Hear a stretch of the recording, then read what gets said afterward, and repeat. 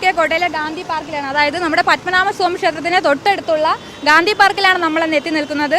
സമയം ഏകദേശം ഒരു 4 മണിയോട് അടുക്കുന്നത് തന്നെ നല്ല തിരക്കുണ്ട്. റോഡിലും ഗതാഗതവും അത് തന്നെ സ്കൂൾ വിടുന്ന ഒരു സമയമൊക്കെ ആയതിനാൽ നല്ല തിരക്കേറിയ ഒരു സമയമാണ്.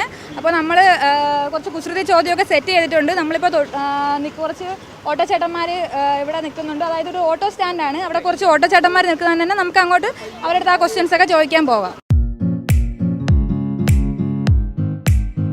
നമസ്കാരം. എൻ്റെ പേര് രാജേന്ദ്രൻ.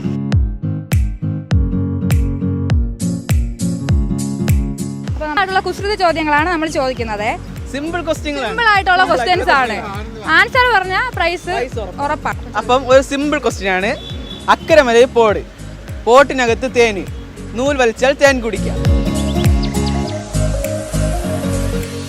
അപ്പോൾ ഒന്നുകൂടെ പറയാം. അക്കരമലയിൽ പോട്ടിനകത്ത് തേന്, നൂൽ വലിച്ചാൽ തേൻ കുടിക്കാം. കൂമ്പിൻ്റെ അകത്ത് വാഴക്കൂമ്പിൻ്റെ അകത്തുള്ളതെന്ന് തേൻ കുടിക്കാം എന്നാവും പറയാം. ഒരു കയ്യബദ്ധം നാറ്റുകരുത്.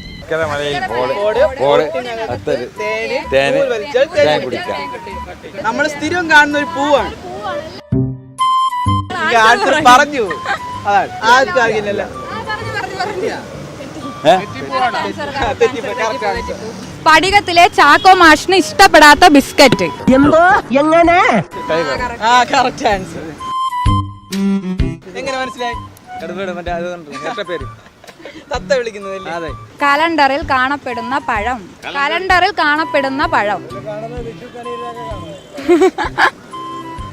ഒന്നുകൂടെ ഒന്ന് ആലോചിച്ച് നോക്കിയാൽ കിട്ടും. സിമ്പിളാണ്. എല്ലാ ദിവസവും കലണ്ടർ നോക്കണേല്ലേ? കലണ്ടറിൽ കാണപ്പെടുന്ന പഴം അറിയത്തില്ലേ? പറയട്ടോ, പറയണേ. ഡേറ്റ്സ്, ഈന്തപ്പഴം. അപ്പൊ അടുത്തൊരു ക്വസ്റ്റ്യൻ ചോദിക്കട്ടോ. ലൈസൻസ് ആവശ്യമില്ലാത്ത ഡ്രൈവർ.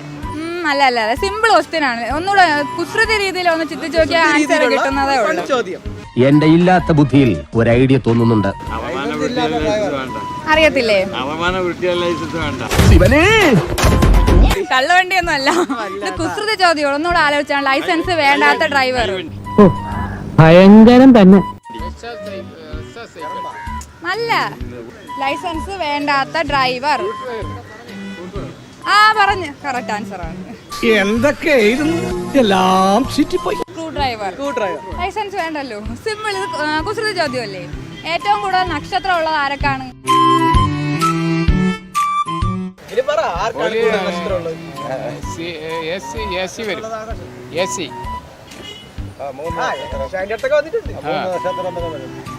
എസിക്കാണ് 3 നക്ഷത്രം. അതല്ല ആൻസർ. കൂടുതലുള്ളത് സി ഐക്കാണ്.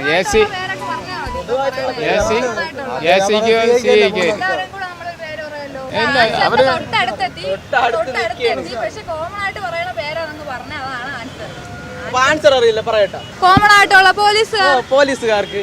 എന്തോ എങ്ങനെ?